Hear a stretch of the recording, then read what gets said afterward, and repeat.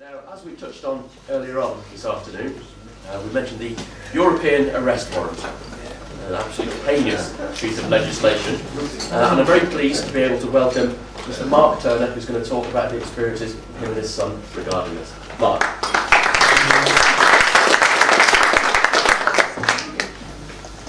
Oh, good afternoon. Can you hear me in the posh seats in the lounge bar? I'll try without the microphone. Can you hear me at the back? Yes. Okay, we'll try. Just before I start, I did actually, got a little snippet, saw a bit of news, because I run a pub, so I don't see a lot of television, but I managed to see a bit of news which said that apparently UKIP had done rather well in last week's elections. So I just think it's important to point out, because what I'm going to talk about has been going on for some considerable time, and during that time, I think it's important for people to be able to pat themselves on the back, but to realise that things don't just happen. People make things happen, and you are those people, so well done everybody. Mark, you dropped your voice. Okay. How's that? Wow. Is that better? Yes. Fantastic. Okay, before the enlargement of the EU, prior to, I think it was 2004, my son and his former business partner ran a small business in Hungary. They saw it as an emerging market and a land of opportunity. They worked there in what turned out to be probably certainly one of the most corrupt financial environments in Europe, and their business sadly failed and cost them their life savings in 2005. They returned from Hungary with absolutely nothing and started to rebuild their lives. In 2008, in the autumn of 2008, I was on holiday with my family in the Canary Islands when I had a phone call from my son, panicking, saying that he'd just heard they'd issued a European Arrest Warrant for him and that they were trying to get him extradited back to Budapest to stand trial on charges of fraud, having decided that he'd left 18,000 euros of creditors behind when the business failed, and they decided to make these creditors into victims of fraud, so that they, in Hungary, a criminal action would then mean he would have had to personally repay the creditors. Anyway, I said I would assist him by flying back from the Canary Islands. In the meantime, I suggested he went to see our local solicitor and take some legal advice. By the time I arrived back to the Canary Islands, I learnt that, in fact, nobody's going to help you. There was no local solicitor. When I say local, I wasn't just referring to the village of Corfe Castle where we live, or the Isle of Purbeck, or Swanage, or Wareham. Not even Poole or Bournemouth. There wasn't one firm of solicitors who would entertain assisting him, no matter how much money he was prepared to offer them. It turns out you need a firm of solicitors, very few of which exist, that are based in London, big practices based in London. The only courts in the land that will hear these cases was only one court, and that's Westminster Magistrates Court. And from there, the High Court in the Strand. So if you're on a low budget or have no money at all, you're going to find this very difficult. And in fact what they do is they throw you into Wandsworth Prison and leave you there while the process is underway. So the first shock came that we didn't know what it was, no local solicitors had any understanding of it and wouldn't get involved in it. We tried to oppose what was happening, and during a process that took more than 1 year, we were continuously backwards and forwards from London, everything from bail applications, trying to keep him out of prison, to trying to reject the iron claw of the Hungarian judiciary. We hired a human rights barrister and ended up in the High Court in the Strand, and he argued that in fact that there was to be no trial in Hungary, that there hadn't even been an investigation, a proper investigation against my son, that this was commercially motivated, and that my son, if he went to Hungary, would just be locked up in prison and basically held to ransom until somebody paid enough money. And one of my great shocks was when Justice Collins in the High Court turned round to this highfalutin human rights barrister and said, "Now, come along, Mr. Donoghue, you know I can't listen to your arguments because I am directed from Brussels on these matters." Well, I thought, well, that's that, isn't it? And his barrister said to him, "I think you're going to have to face the fact that you've got a one-way ticket to hell. You're going to Budapest."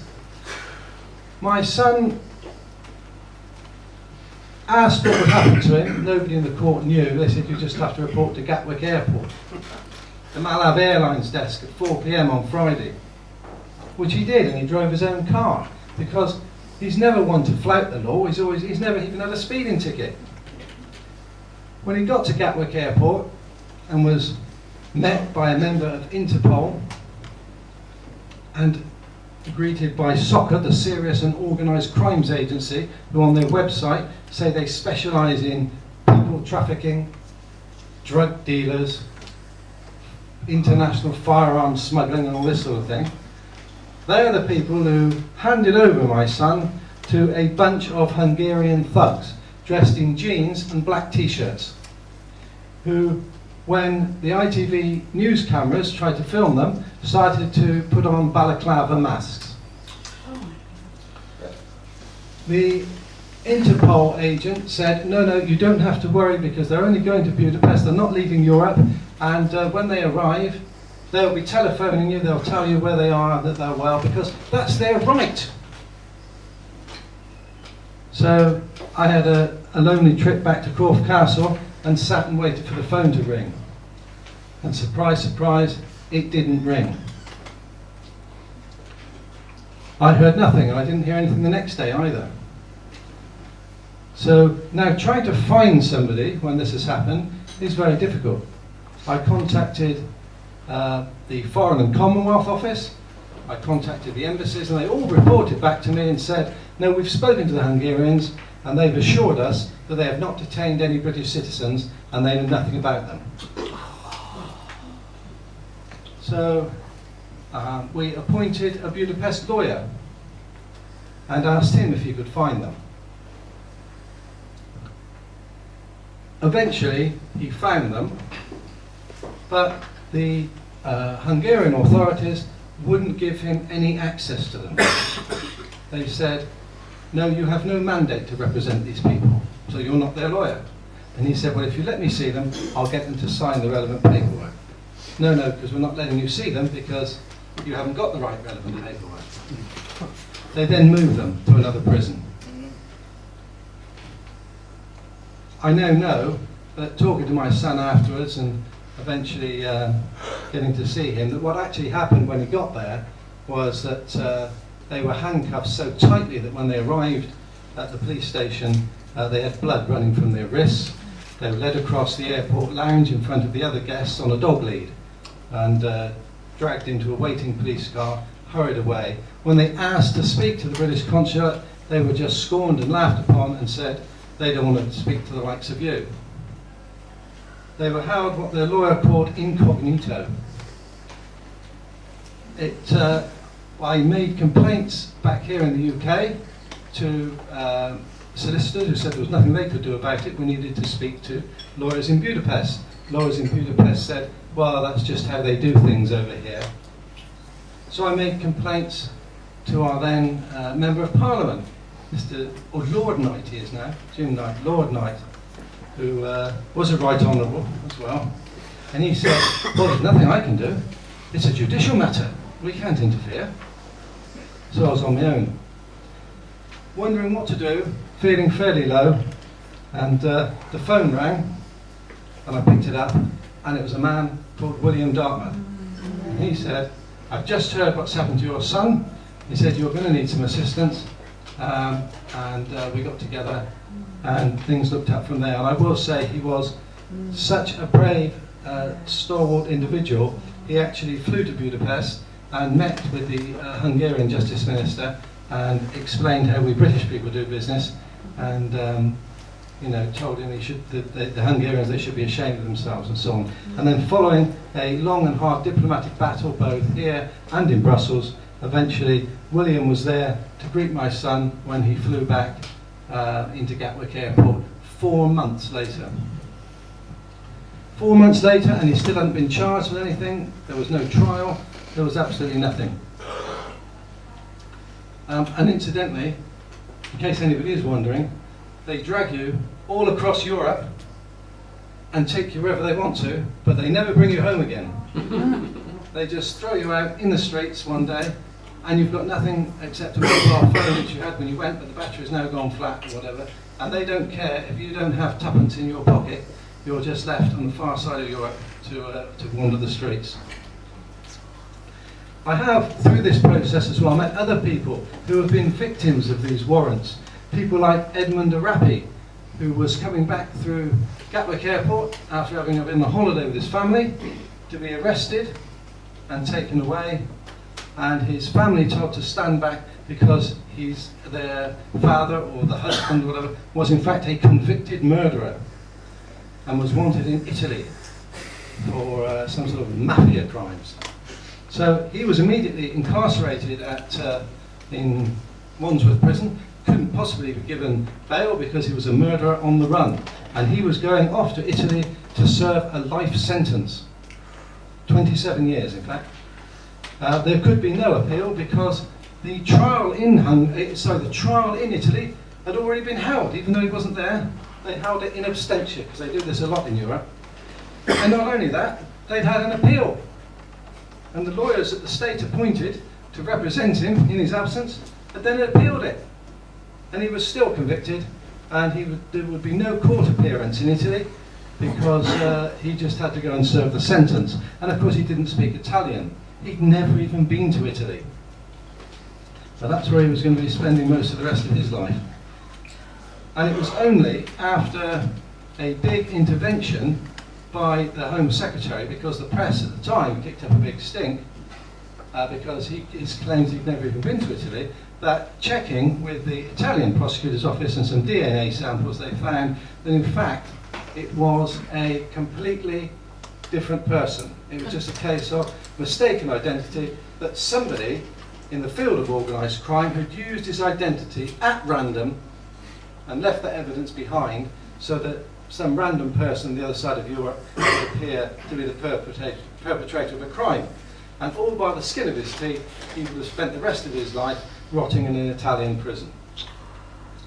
I met a young lady called Deborah Dark, who was surprised one day when she went on holiday to be arrested. She was by now a grandmother and had her daughter and grandchild with her, was arrested in Spain, taken to a top security prison in Madrid, where she was driven by armed guards who, when they stopped halfway and went for dinner, left her handcuffed in the back of the car. She was beaten very badly in this prison. Her eye socket was broken. She was left partially sighted, and eventually she was released. And it turned out that 20 years previously, in her younger days, she'd been on trial in France, where she'd been acquitted because it was a drug smuggling case, and her then boyfriend had been involved in some wrongdoings, but the court was convinced it was clearly nothing to do with her and had released her and dismissed the case. But some considerable years later, they decided to try her again in absentia without telling her, so she wasn't represented, and then convicted her. And then, because they could issue a European arrest warrant, they issued a warrant to have her arrested and returned to France to serve a prison sentence that she knew nothing about. And that was, in fact, 20 years after the event. There were others. I met many others going through that system. It's an awful, oppressive system. And the thing is that there is nobody that will stand up against it. Now, my son now is back in the UK, and that's fantastic. They had a fantastically politically motivated trial, which he attended. William Dartmouth was present, as was Richard Drax, in fact.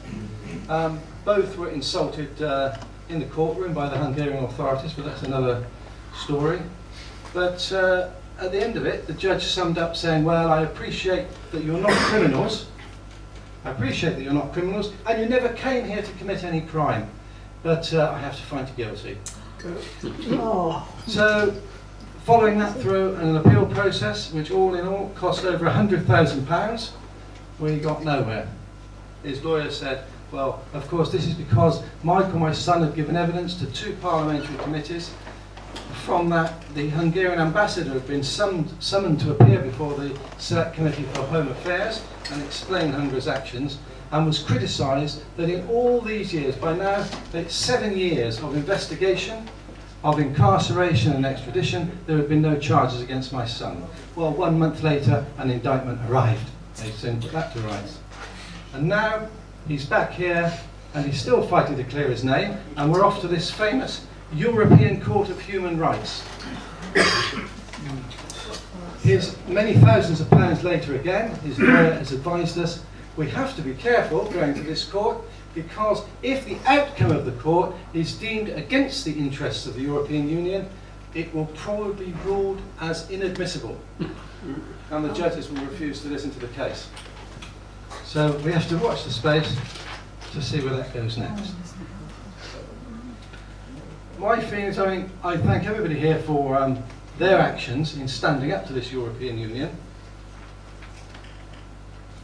I think sometimes people forget we feel comfortable today, we've got some good food in our tummies, a nice glass of wine, and everything feels harmonious. And I think that we have to have the sight to look forward, not to how life is today, but what will it be like in a generation's time? Who are the people who are not yet born, and what sort of world will they see in Europe? And I think that the only thing that I give hope for is that, you know, more than 10 years ago, when somebody planted those little acorns, those saplings are growing, and we all know what acorns grow into. And as I started, when I spoke earlier and I began, and I said that, you know, people make things happen, and in a sense now, you are those oak trees. So thank you to everybody.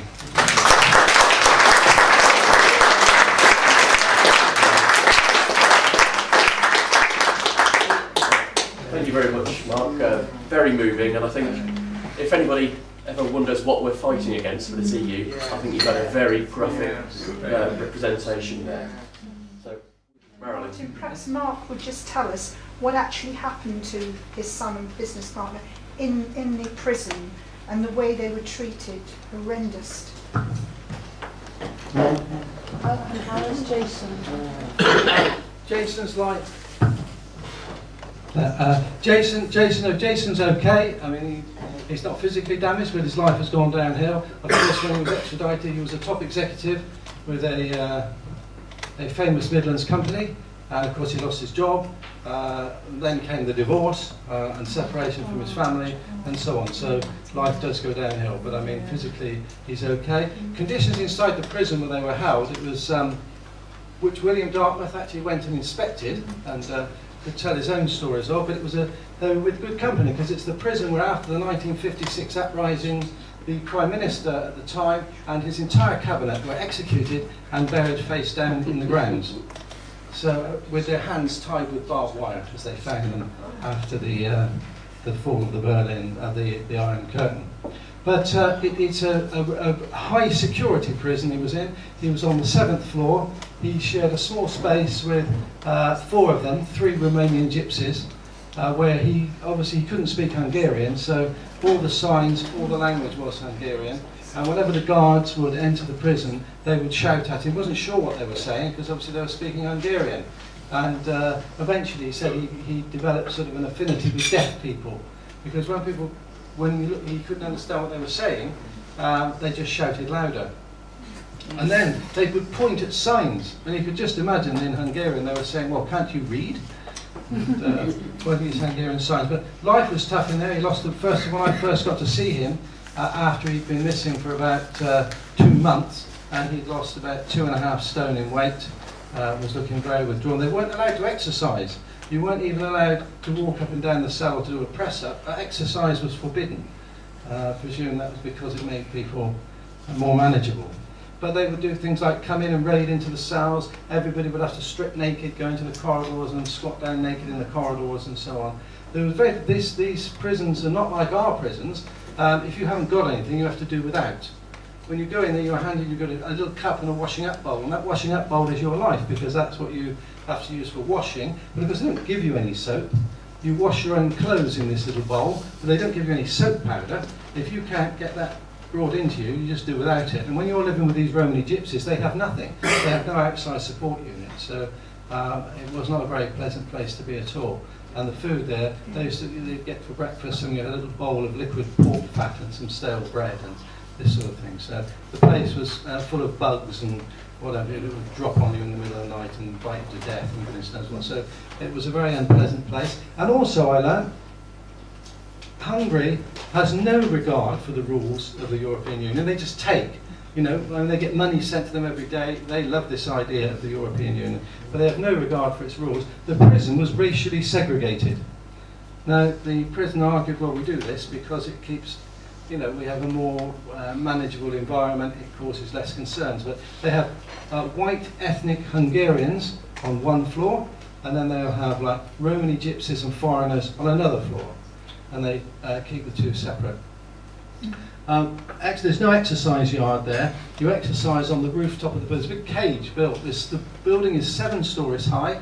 There's a cage on the above the 7th floor, and you're let out into the cage for an hour a day, which is an unsupervised area, and from the descriptions I've heard from it, a very frightening place to be. Now, when my son arrived there, it was heading into winter. It was November when he arrived.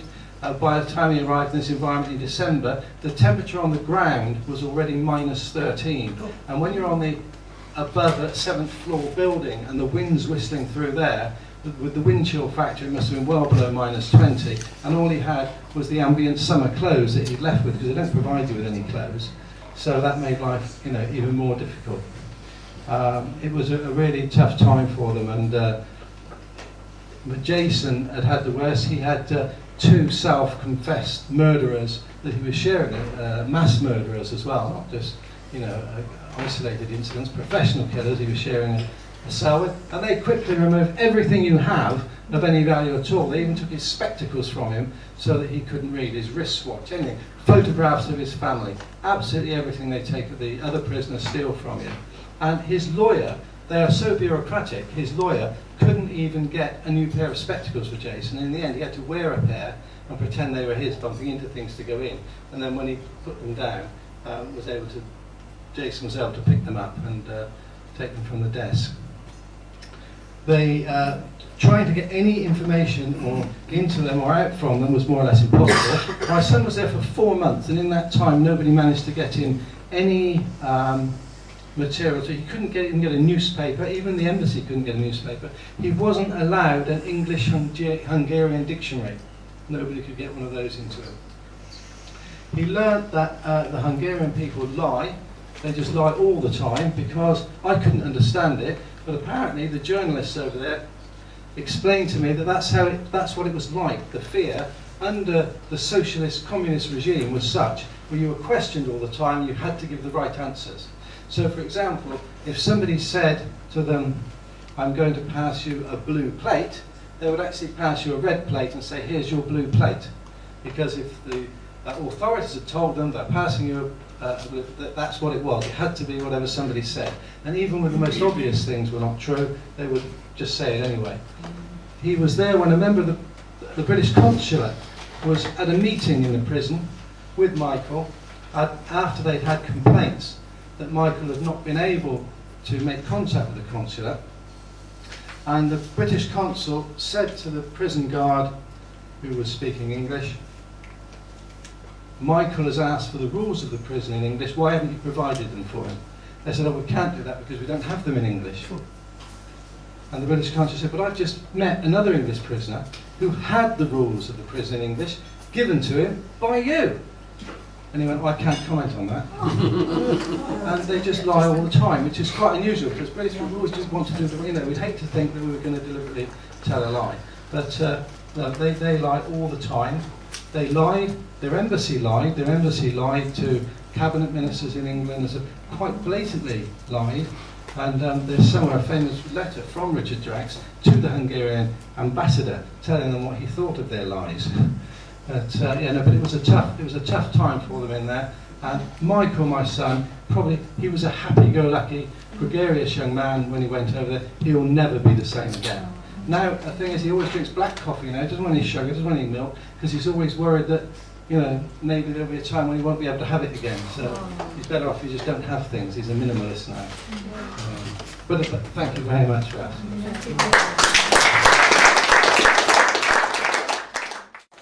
We've just got time for one more question if there is one. Ben? Yeah, I'd like to say thank you very much for sharing your story, and clearly you've got a list of stories like that as well in addition, and their accounts atrocious enough to spell the end, what should be the end for the European Arrest Warrant. However, when this enters into a public debate, as it did between Nick Clegg and Nigel Farage, Nick Clegg plays the devil's advocate and he says, well, there are a few positive cases in which the European Arrest Warrant has been used. He referenced the case of the paedophile who went to France with I think a 16-year-old in his class or so forth. How, without having to use what is clearly a fabulously, amazingly strong argument of all the atrocious cases that were taking place, how do we respond, obviously to the rest of the panel, how do we respond to the accusation that we're going to lose, for example, those positive cases, those powers to do good in Europe? Clearly, we put an end to this, but we also need to cover the other bases as well. I've heard this debated many times, and the answer is quite simple, that we already had protocols, we already have Interpol, we already have all these things available. Modern police forces, modern information communication systems are, you cannot just walk around anonymously now. The serious criminals who are involved in drug running, guns trafficking, they do it anyway, right? It's only that the ordinary person now is not anonymous wandering around, and they have the ways and means. We don't need a European arrest warrant so that foreign police forces can just pick people up and take them across to the other side of Europe. It's far too big, it's far too removed, and these systems are completely alien from each other. Yeah.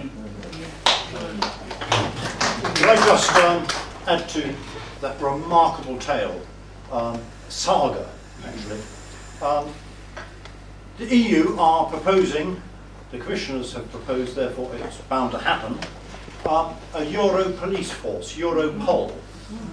They will in future come to this country to carry out the arrest. And they're going to be armed, and we have no jurisdiction over them whatsoever. And once one of these Europols come over here, how do we insist that he goes back again? Because he's an EU official. They're getting themselves into an awful lot of problems. But you're absolutely right, Ben. There are existing forms.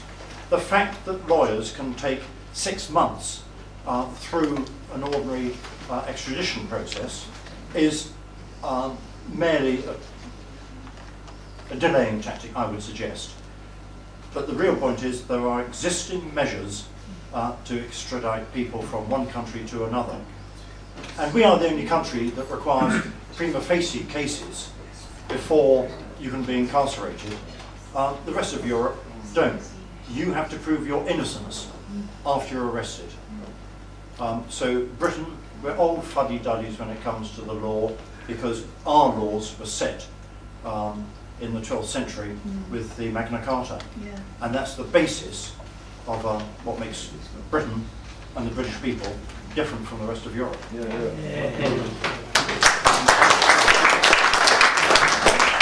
Well, as I said before, thank you all for coming. Thank you to David for speaking, and of course to Mark as well. I hope you enjoyed this afternoon, and thank you, and hopefully see you again.